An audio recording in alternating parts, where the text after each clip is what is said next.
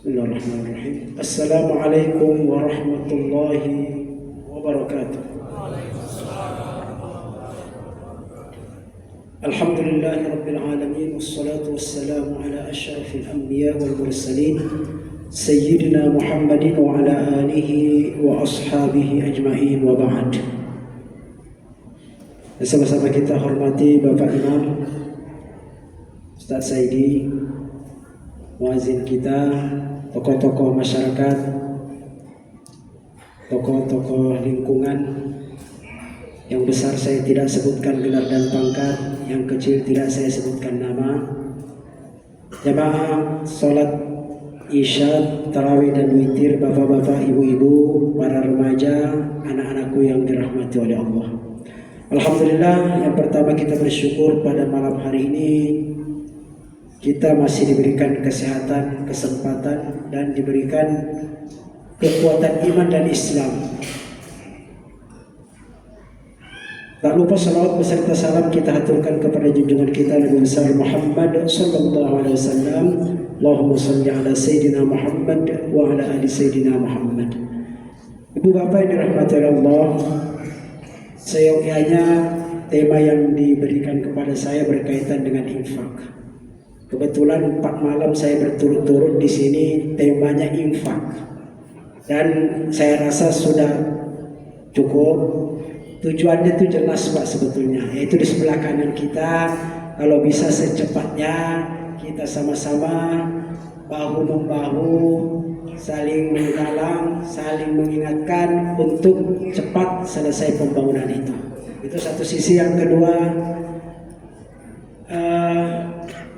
barangkali sisi yang lain bahwa itu sebetulnya peluang kita juga untuk ya senantiasa ada tempat untuk berinfak dalam rangka pembangunan rumah ibadah atau masjid. Baik, saya barangkali ingin juga sedikit berbagi tentang apa yang utama juga dilakukan di bulan Ramadan ini. Bulan Ramadan itu identik dengan turunnya Al-Quran. Itu ayatnya pas itu.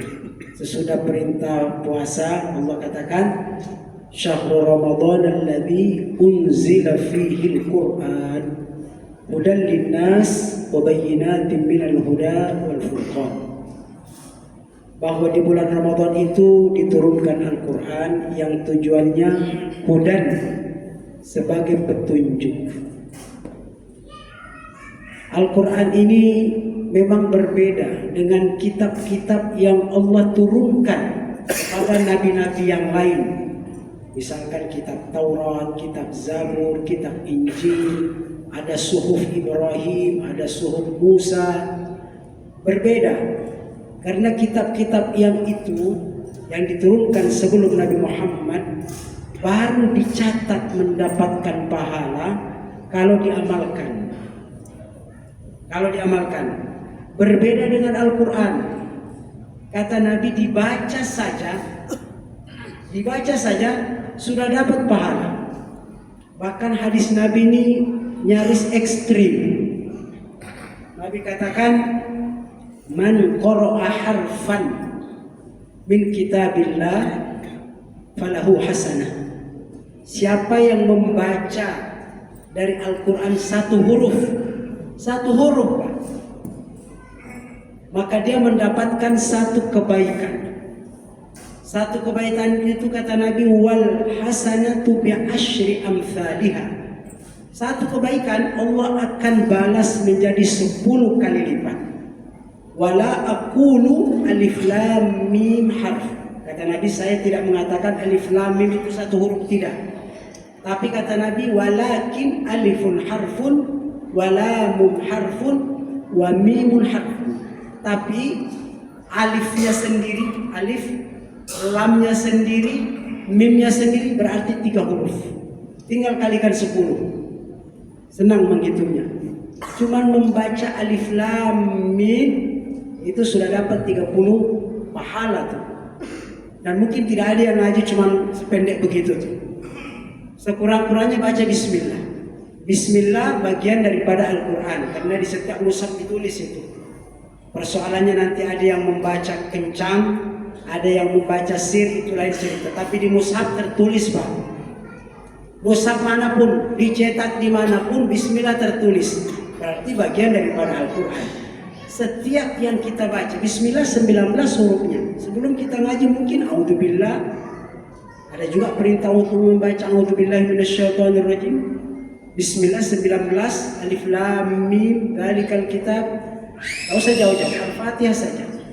Mungkin kalau Bapak ada kesempatan untuk menghitung berapa hurufnya Al-Fatihah. Banyak itu, Pak. Kalikan 10. Kalikan 10. Luar biasa itu. Nah, ini momentum bulan Ramadan, kita digalakkan untuk membaca Al-Quran. Kata Nabi, "Ithnani yushaffa'ani." Nanti di hari akhirat, di hari kemudian, ada dua yang memberikan bantuan, bisa memberikan pertolongan. Yang pertama puasa. Puasa. Yang pertama kata Nabi as-shaum. Kenapa puasa? Puasa nanti akan menghadap kepada Allah. Ya Allah, mana'tuhu al-akla wa syurba fin nahar. Ya Allah, saya larang hamba-Mu ini makan minum di siang hari. Tolong izinkan saya membantu dia. Izinkan. Datang baca Al-Quran. Ya Allah, saya ingin membantu si fulan. Kenapa? Mana'tuhu minan naumi fil lail. Malam-malam saya larang dia tidur. Dia baca, saya ngantuk-ngantuk dia baca. Maka pada saat ini izinkan saya membantu dia, membela dia, menyelamatkan dia, menuntun dia. Wow. Nah itu dia tuh. Jadi dua nih Pak, amalan besar di bulan Ramadan. Yang pertama puasa itu sendiri. Yang kedua membaca Al-Quran. Dan membaca Al-Quran ini, ya memang yang selalu diperdengarkan itu kan yang lancar. Padahal Nabi cukup objektif. Nabi mengatakan ada orang yang membaca Al-Quran lancar nanti bersama para malaikat. Itu lajunya itu, cepatnya itu, kedudukannya. Tapi ada juga istilah Nabi ya tatatto. Jadi lidahnya itu terbata-bata ya, seperti kita lah mengalip-alip gitulah baca kita Iqra gitu kan. Tidak apa-apa, Nabi pun mengapresiasi. Kata Nabi tetap dapat pahala. Yang lidahnya susah mengucapkan kasih dua, kata Nabi. Wow, dikasih dua. Supaya memang kita membaca Al-Quran. Tadi saya katakan Al-Quran itu hudan linnas. Hudan linnas ini tidak mesti paham. Kalau paham lebih cepat Pak, kita mengambil faedahnya itu. Tapi kalau tidak paham, itu tetap hudan, tetap jadi petunjuk. Maka itu sebabnya anak-anak kita ini harus dilatih untuk membaca Al-Quran, membentengi. Tidak paham saja, Al-Quran ini membimbing. Kalau itu yang mau mengantarkan kita masuk Islam, kita Al-Fatihah aja kadang-kadang tidak paham terjemahannya dari atas ke bawah itu. Tapi tidak paham kita. Qul ya ayyuhal kafirun, paling depannya ya orang-orang kafir itu aja, sesudahnya sudah tidak tahu lagi kita maknanya. Tapi kita bersyukur ternyata ada di balik kekuatan itu ada hidayah.